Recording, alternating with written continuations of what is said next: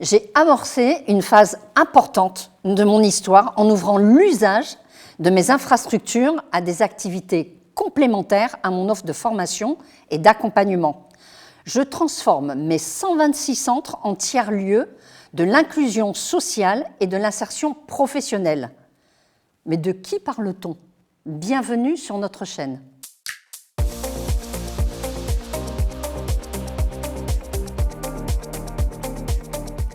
Bonjour Leïla. Bonjour Véronique. Alors, nous parlons évidemment des villages. Je vais être très directe. Sur quels principes fondateurs reposent ces villages? En fait, parler des villages et solutions, c'est parler de l'histoire de l'AFPA. L'AFPA, c'est un organisme EPIC, établissement public d'intérêt industriel et commercial, et qui a une histoire très importante en France. Elle a plus de 80 ans d'histoire. Et nous avons un maillage territorial très dense, 126 centres en France. Et nous avons cette expertise auprès des partenaires institutionnels, économiques, de la formation professionnelle notamment, auprès des publics, qui fait que nous sommes aujourd'hui capables de mettre en place des lieux ouverts afin de coopérer pour réussir. Réussir pour les territoires, réussir pour les publics, réussir pour les entreprises, parce que nous avons des enjeux communs et le défi effectivement de l'insertion et de l'emploi. D'ailleurs, sur la plaquette de présentation que tu nous as amenée, c'est bien indiqué, hein, coopérer pour réussir. Mais quel est l'objectif de ces villages? Alors, ces villages sont même si on sait que c'est pour réussir, mais l'objectif. Voilà, réussir collectivement dans l'accompagnement des publics qui sont à la fois éloignés de l'emploi, des publics jeunes décrocheurs, mais également accompagner les entreprises qui font face à des difficultés de recrutement sur certains secteurs en tension, accompagner également les institutionnels, que ce soit les prescripteurs comme France Travail, les élus, les maires, les conseils départementaux dans la logique de l'insertion durable et professionnelle de leurs habitants. Donc c'est tout un écosystème en fait qui fait sens, et c'est avec eux que nous travaillons depuis l'existence de l'AFPA finalement, qui est un organisme de formation singulier. Ce n'est pas un organisme de formation comme les autres. Cette particularité, on la doit à l'histoire. Et ces villages, finalement, d'ailleurs, vous l'assumez bien. Et ces villages, on en a ressenti le besoin, en fait, lors effectivement, de la transformation de l'AFPA qui est opérée depuis 2018 et pour laquelle il y a vraiment une véritable ambition d'être l'acteur incontournable d'un partenaire étatique auprès de l'État, puisqu'on est aussi missionné par l'État sur des dispositifs de mission nationale de service public, d'accompagnement.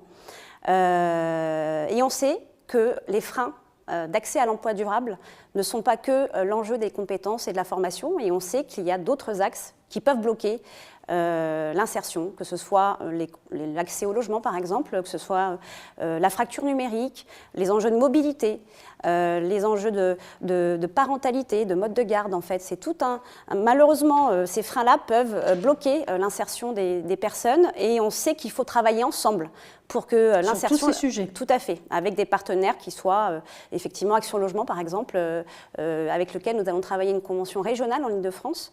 Et nous allons effectivement proposer au sein de nos centres de l'information collective avec nos partenaires Action Logement pour aider à accompagner ces personnes qui pourraient avoir des difficultés administratives, d'ordre administratif ou de connaissances sur ces enjeux liés au logement, qui est du coup un vrai défi à l'échelle de l'Île-de-France avec des problématiques importantes. Et comment on accompagne durablement l'insertion, et même pour les entreprises. Donc ce n'est pas du one-shot que vous visez, c'est vraiment, comme tu dis, l'emploi à long terme. Ce que j'aime bien dans ce que tu dis, c'est que souvent, nous avons entendu sur ce plateau, nous nous sommes remis en question, et toi tu nous dis, une vision avec une autre ambition, avec d'autres objectifs. Donc, ce n'est pas une remise en question du fonctionnement de l'AFPA, de ses missions. C'est vraiment voir plus loin, voir mieux, voir plus. C'est ça qu'on doit comprendre?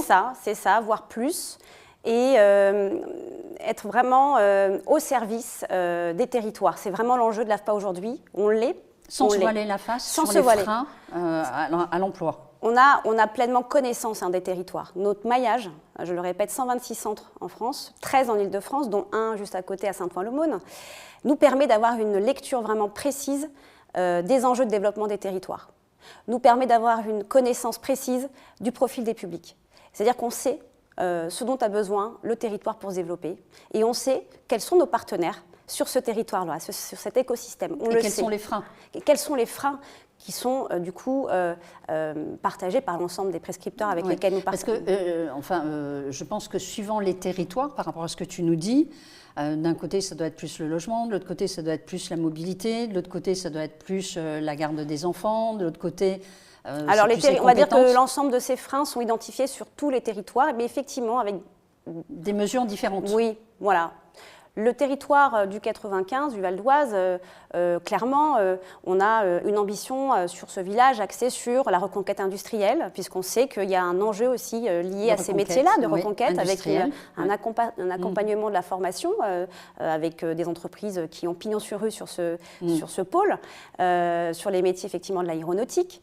Et on a aussi un public très jeune sur le département, notamment autour de l'agglomération de Cergy-Pontoise, avec l'université. Donc là, on sait que sur la partie jeunesse, on aura aussi des enjeux communs à accompagner le plus durablement sur certains, par exemple, aspects de la mobilité. La mobilité, comment on fait pour se déplacer quand on n'a pas forcément les moyens pour passer un permis de conduire, et comment nous, à l'AFPA, des partenaires comme WeMove, va pouvoir donner de l'information, va pouvoir accompagner ces jeunes pour aller passer un permis de conduire à moindre coût, ou alors pour se renseigner auprès du conseil régional, pour avoir des aides, etc. Donc, c'est vraiment un écosystème qu'on veut. C'est pas un guichet unique, hein, on va dire que c'est un guichet. C'est bien ce qu'on a compris. Moi, ce que j'avais compris, c'était pratiquement un lieu de coopération.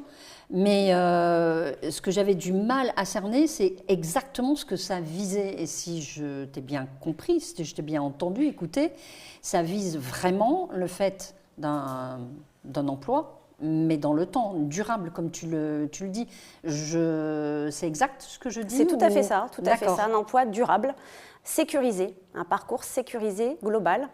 Et c'est aussi un intérêt pour l'entreprise aujourd'hui d'avoir un futur salarié qui sera recruté, mais qui sera aussi sécurisé dans son parcours social.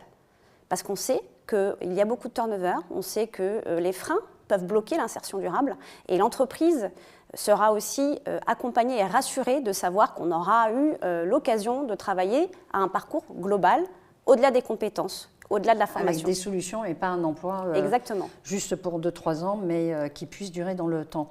J'ai appris qu'il y avait même un conseil du village. Tout à fait. Il sert à quoi ce conseil? Il sert à faire émerger notre feuille de route commune avec nos partenaires. C'est un lieu de vie où les partenaires se rencontrent. C'est un peu comme un village avec le maire du village et le conseil municipal. Alors l'AFPA ne souhaite pas avoir exclusivement la main sur ce village. Oui. En fait, on essaie vraiment d'avoir un projet commun partagé avec nos partenaires, d'où la coopération. Alors oui, physiquement, nous sommes à l'AFPA, mais c'est vraiment définir ensemble, au travers de ce conseil, les axes qu'on souhaite développer sur l'année, la fréquence, les ambitions, et puis bientôt une inauguration. D'accord, donc parce que ce que j'ai lu, ils co-construisent, donc vraiment vous insistez là-dessus, une co-construction, et évaluent les actions menées autour de 5 axes opérationnels du village. Donc vous dites entrepreneuriat pour tous, insertion professionnelle, accompagnement des parcours de vie, apprenance, émancipation et citoyenneté. Il y a un des axes sur lequel tu aimerais insister ou développer? L'accompagnement, pour moi, semble être quelque chose d'assez moteur, puisque ça reste déjà l'ADN de l'AFPA. L'accompagnement, c'est accueillir tous les publics de manière inconditionnelle. Donc c'est très fort pour nous, c'est quelque chose qui va du coup transcender l'ensemble des villages. Et l'accompagnement, parce qu'effectivement, on va assister à malheureusement une montée du chômage, et qu'il va falloir aussi accompagner les chômeurs ou les publics qui sont aujourd'hui au RSA. Et effectivement, je pense qu'il y a un enjeu vraiment social, économique, au travers de l'accompagnement, pour qu'on puisse faire de ces publics-là des salariés pleinement épanouis dans leur futur métier. Et on a la chance d'avoir effectivement à l'AFPA cet écosystème qui permet d'être... Et tous les outils, parce que quand on voit vos plateaux techniques... On a les plateaux techniques, effectivement. C'est la vraie vie, c'est la réalité. On a encore cette chance-là. Je suis une entreprise. Alors, en quoi ça pourrait m'intéresser? Bon, même si on comprend, parce que c'est vrai qu'il y a des difficultés de recrutement, mais pour me persuadée d'adhérer à ces villages et de me tourner vers l'AFPA, qu'est-ce que tu me dirais?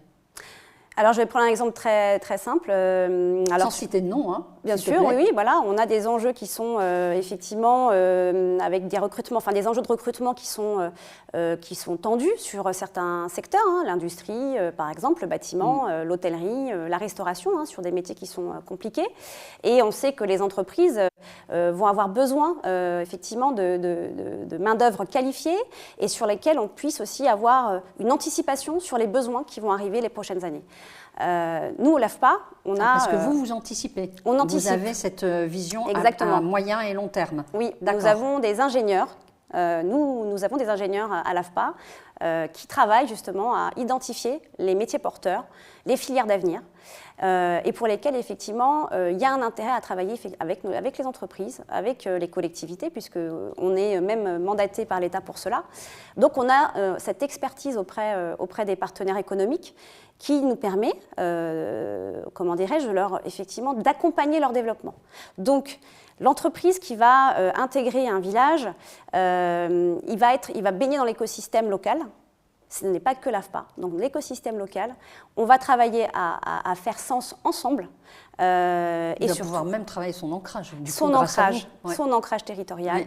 Il va pouvoir rentrer en relation directe avec effectivement des futurs salariés. Donc il aura pignon sur rue quand même sur ce territoire-là. Et on aura la capacité aussi à anticiper les besoins. Donc l'entreprise, elle fait partie de cet écosystème qui pour nous est vraiment quelque chose d'assez porteur pour l'avenir. Alors est-ce que tu es capable d'entendre que ça me vient en t'écoutant? C'est vrai que tu insistes beaucoup sur des personnes qui sont éloignées de l'emploi pour X raisons hein, dans la vie. Mais est-ce que tu peux entendre aussi qu'il y a des chefs d'entreprise quand tu leur dis écoutez, on va s'occuper de vos recrutements, on va s'occuper des formations, on va même les accompagner, mais ce sont des publics qui sont éloignés de l'emploi. Il peut y avoir quand même un certain recul, une certaine... j'ai quand même un doute, là, éloignés de l'emploi. Donc, s'ils sont éloignés de l'emploi, ce n'est pas pour n'importe quelle raison. Donc, comment on va faire l'AFPA pour, du coup, que ça soit, comme tu le dis, des salariés de demain qui soient sécurisés, qui soient stables en entreprise et qui soient épanouis. Donc, qu'est-ce que tu dirais à un chef d'entreprise en disant ils sont éloignés de l'emploi? Alors, oups, oui. Je recule. Qu'est-ce que tu leur dis? Il y a des besoins en recrutement. Voilà. Il y a en face, on a des publics qui sont aujourd'hui, qui ont des profils divers et variés, mais qui peuvent tout à fait être formés et rentrer dans un parcours de formation que nous accompagnerons avec France Travail, par exemple. Des dispositifs très précis qui permettent, avec le POE, par exemple, d'accompagner des publics et de financer aussi ces dispositifs à des fins d'insertion. Donc, il faut aujourd'hui qu'on soit capable de mettre en adéquation l'offre et la demande. On a des publics qui cherchent à travailler, et il faut qu'il soit accompli. Les villages et solutions, ça peut être un outil dans ce sens-là, de pouvoir accompagner durablement. Donc c'est les réconcilier avec ce style de public ou tout simplement leur faire comprendre que ce n'est pas parce qu'on est éloigné de l'emploi qu'on ne peut pas, à un moment donné, en effet, remettre le pied à l'étrier, avoir une opportunité grâce à l'AFPA, grâce à ces villages, grâce à ces mises en contact, de pouvoir réussir et trouver un travail demain. Il y a cet enjeu-là. Et il y a aussi l'enjeu de former les salariés de l'entreprise. On a cette double casquette qui est à la fois accompagnement et... Ce n'est pas simplement des personnes, un public éloigné de l'emploi, mais c'est aussi les salariés de l'entreprise. Exactement. On a ce statut épique qui, à la fois la double casquette entreprise, formation, validation des acquis professionnels, et puis on a l'accompagnement social des publics en recherche d'emploi. Donc c'est cette opportunité-là, finalement, cette singularité qui fait qu'on peut faire village ensemble sur ces ambitions parce que il en va même d'un enjeu de société. Tout à fait. Mais écoute, merci beaucoup Leïla pour cet échange. Quant à vous, je vous dis à bientôt pour un autre rendez-vous sur notre chaîne. Merci de votre fidélité. Merci d'avoir regardé cette vidéo jusqu'à la fin. Vous y retrouverez toutes les coordonnées nécessaires. Leïla, tu t'engages? Je m'y engage. Une petite chose toute simple, on clique et on a un contact pour avoir plus de renseignements sur les villages. Merci à toute la régie, merci à notre photographe, merci à Annick, notre régisseuse. À bientôt. D'ici là, surtout, prenez soin de vous. Puis maintenant, vous connaissez la solution, ce sont les villages.